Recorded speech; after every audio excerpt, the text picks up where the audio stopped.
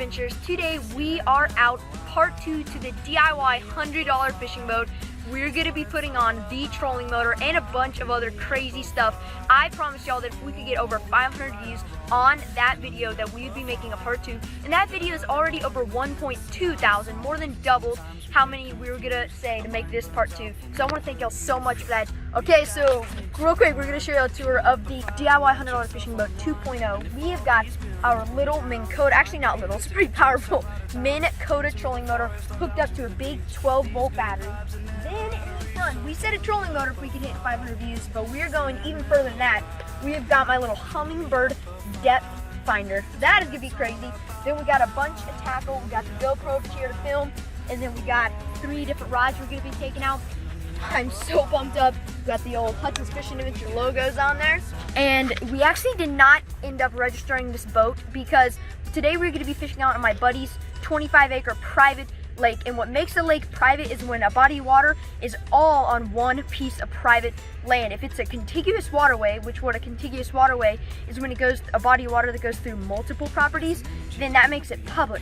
But if the body of water is all on one private property, then that can make it private. And we are out on my buddy's ranch, and I always like to make sure that what I'm doing out in the water is safe and legal. So we actually called Texas Parks and Wildlife and found out the Texas local laws, and if it's on private bodies of water, you do not need to register it. And you also may notice I'm 13, like I mentioned in my last video. I don't need to wear a life vest. You should always wear a life vest up until you're 13. But sometimes, like I said, I just wear a life vest. Because this is a DIY boat, it could technically pull a Titanic. So I'm going to be wearing my life vest. Let's go ahead and put it in the water.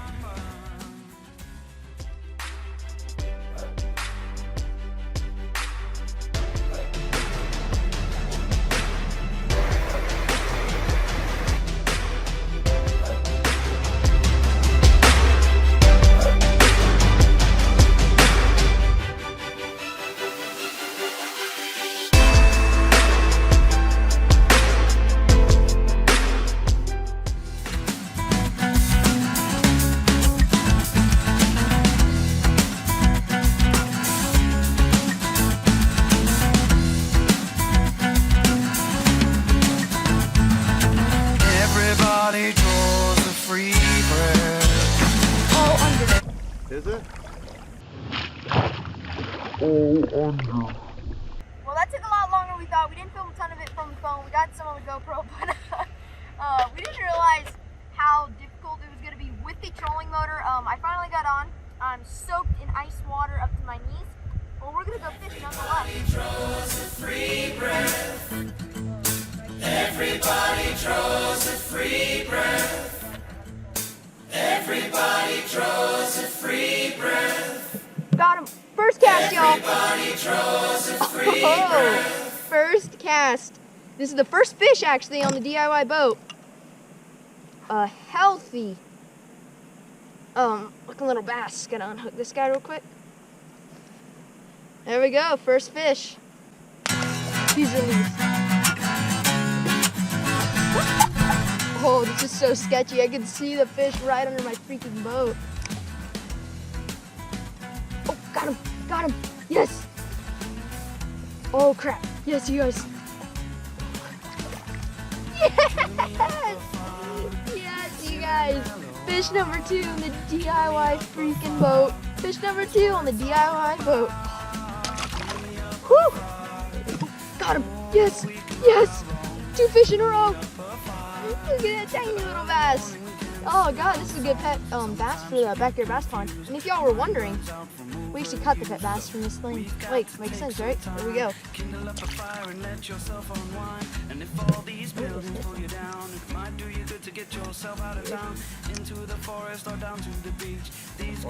Oh, yes! 3 fish in a row. Oh god, these are just little dinks, but I don't care. Just let y'all know too, what I'm fishing with is I got my sharpshooter beam-in rod and reel combo. And I actually have a beetle spin with a tiny crappie jig. Got him. Oh, that's a good fish.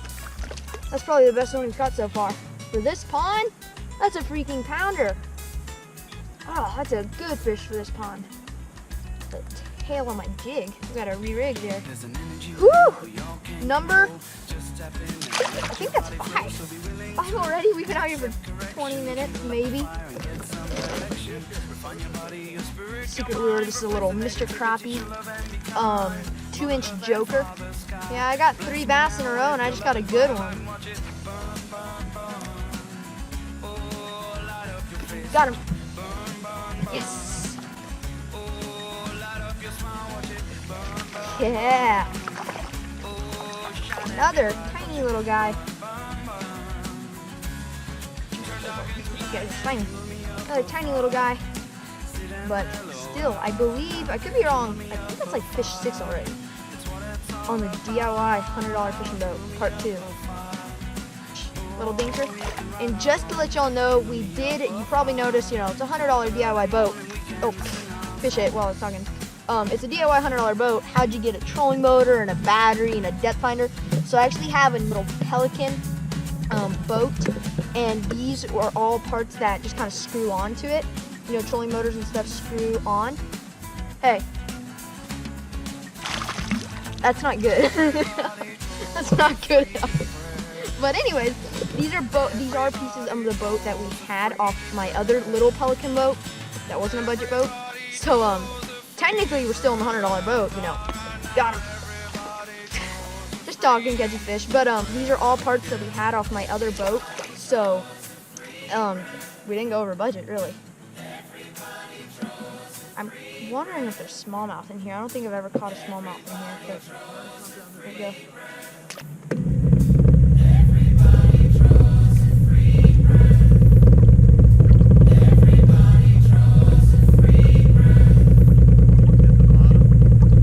I'm trying to slowly reverse out.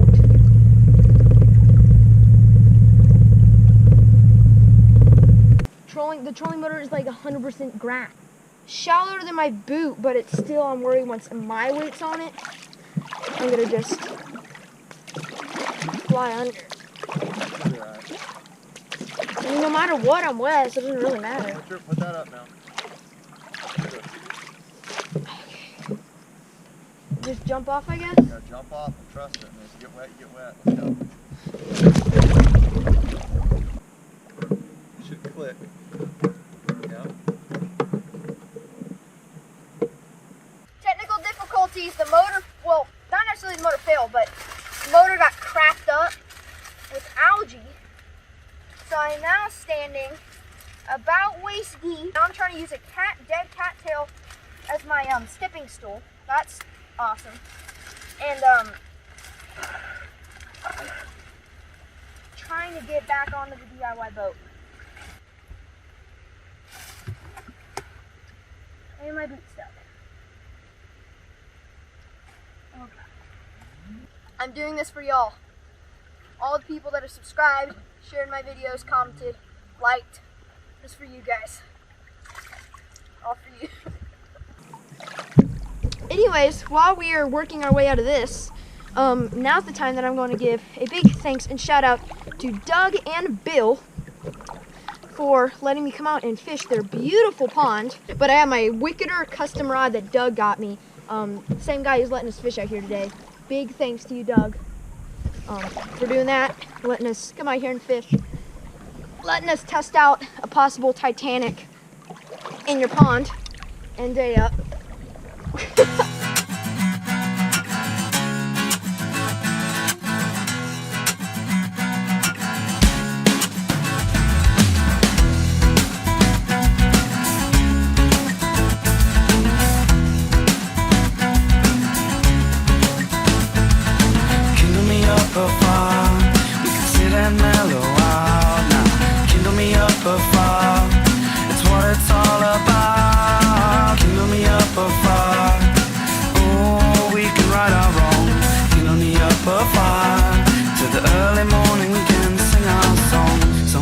we get confused, our mind burns out from overuse. So we've got to take some time, kindle up a fire and let yourself unwind. And if all these buildings pull you down, it might do you good to get yourself out of town, into the forest or down to the beach. These good vibes are never out of reach, so kindle me up a fire, sit and mellow out now. Kindle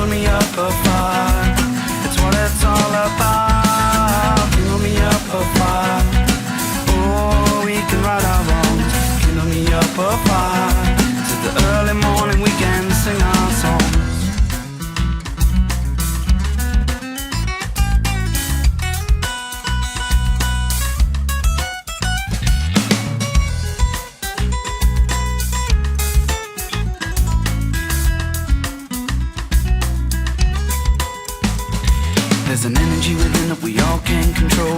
Just tap in and let your body flow. So be willing to accept correction. Kindle up a fire and get some direction. Refine your body, your spirit, your mind. Replace the negativity, show love and be kind. Mother Earth and Father Sky, bless me now with your loving firelight and watch it burn, burn, burn. Oh, light up your face, watch it burn, burn, burn. Oh, light up your smile, watch it burn, burn, burn. Oh, shine and be bright, watch it burn, burn, burn. Turn dark into light and kindle me up a fire. Sit and mellow out now. Got my wicked-r custom rod, and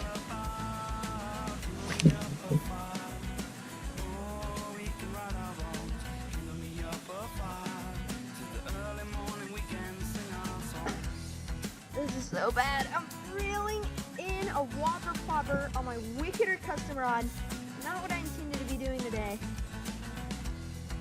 Soaking wet cold. I know I mentioned that probably like 10 times, but just something you gotta have in the factor.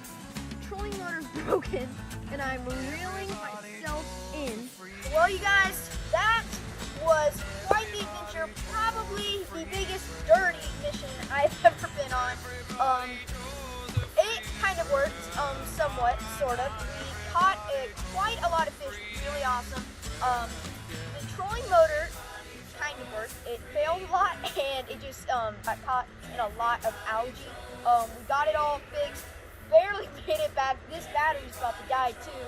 So that was the maiden voyage, part 2 to the DIY $100 fishing boat. Thank you guys so much for watching, and I'll see y'all next time on Hudson's Fishing Adventure.